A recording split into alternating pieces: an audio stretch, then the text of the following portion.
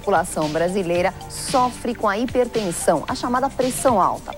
Apesar do diagnóstico bastante difícil, o problema pode passar um longo período sem que seja percebido.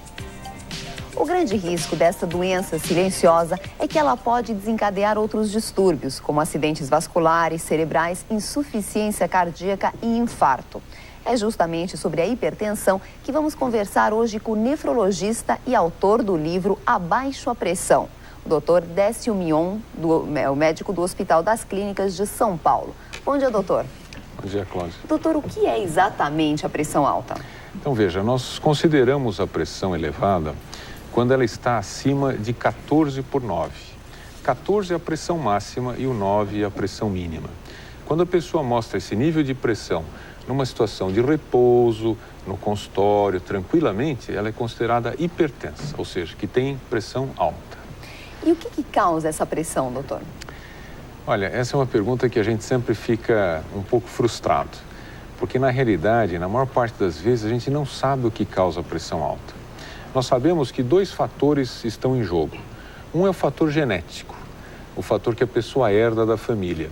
E o outro é um fator ambiental, onde entra a quantidade de sal que a pessoa come, o exercício que ela faz, se bebe ou não muito álcool, se é obeso ou não, se é muito estressado ou não. E a conjunção desses 2 fatores ocasiona a pressão alta. A raça negra tem mais problemas de pressão alta. Por quê, doutor? Nós não sabemos exatamente também. Você veja que você está me fazendo perguntas para as quais eu não tenho muitas respostas.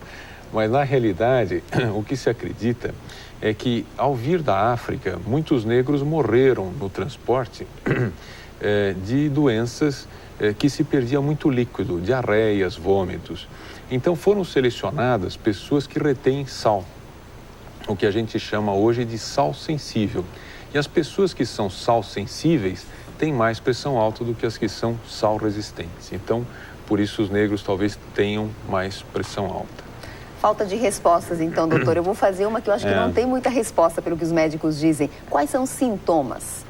Então, veja, pressão alta, na maior parte das vezes, não tem sintoma. Isso nós precisamos deixar muito bem claro. As pessoas precisam medir a pressão independentemente de sentir alguma coisa. Porque o comum é a pessoa dizer, eu não sinto nada, para que eu vou precisar medir a minha pressão? Então, é exatamente isso. A pessoa precisa medir mesmo sem estar sentindo nada. Precisa medir a cada 6 meses, a cada ano, para ver se a pressão está alta. A única maneira de saber se ela está alta é medindo. E, doutor, aliada a que fatores a pressão alta pode acabar se tornando perigosa para a saúde? Então, ela é muito perigosa quando não tratada e quando associada a outros fatores de risco. Por exemplo, se a pessoa fuma muito, se a pessoa tem colesterol alto, se está acima do peso, se bebe muita bebida alcoólica, se come muito sal, se é muito estressada. Isso tudo é uma bomba relógio. Quer dizer, a pessoa que está nessa situação, na realidade, ela precisaria estar numa UTI, tá certo? Porque o risco é tão grande que a gente precisaria tomar um cuidado muito grande com todos esses fatores. Reduzir o peso, reduzir a ingestão de bebida alcoólica, parar de fumar e assim por diante. O que pode acontecer, doutora? A pessoa tem um infarto súbito? Pode ter um infarto, pode ter um derrame cerebral, pode ter uma paralisação nos rins. Geralmente o infarto é consequência da pressão alta. E não há maneira de se saber que pode acontecer isso a não ser medindo a pressão a cada 6 meses. Isso é obrigatório. Exatamente. Isso é o mais importante. Se a pessoa espera sem medir a pressão, se ela sentir uma dor no peito, por exemplo, angina, isso já é uma consequência da pressão alta. Entendeu? Já é uma consequência tardia. Ela já passou muitos anos com a pressão alta sem sentir nada. E a pressão alta, ela pode ser controlada sem o uso de medicamentos? Com certeza. As pessoas que têm a pressão discretamente elevada, quer dizer, os hipertensos com uma pressão pouco alta, na grande parte das vezes, eles podem, quando submetidos a essas medidas, redução de peso, diminuir bebida alcoólica, diminuir sal, fazer exercício, que é muito importante, você pode conseguir controlar a pressão sem remédios. Doutor, o senhor é autor de um livro, Abaixo a Pressão. É verdade. Esse livro, doutor, seria para leigos? É um livro para leigos, onde eu procuro explicar de uma maneira simples e bem-humorada esses aspectos relacionados à pressão alta, não é?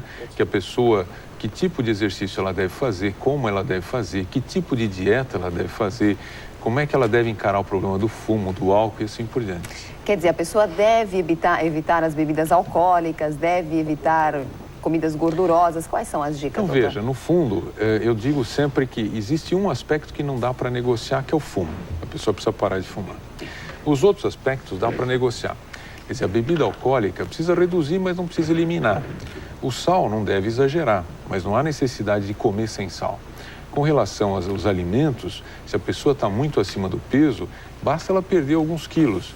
Associado ao exercício, a essas outras medidas, a pessoa passa a ter uma vida saudável e com isso ela consegue controlar a pressão. Perfeito, doutor. Obrigada então pelas suas dicas. Muito obrigado. Foi o doutor Décio Mion Júnior falando sobre hipertensão. Comidas e bebidas, o que fazer para combater os abusos característicos deste período de festas? Confira amanhã no Alô Doutor. Até lá.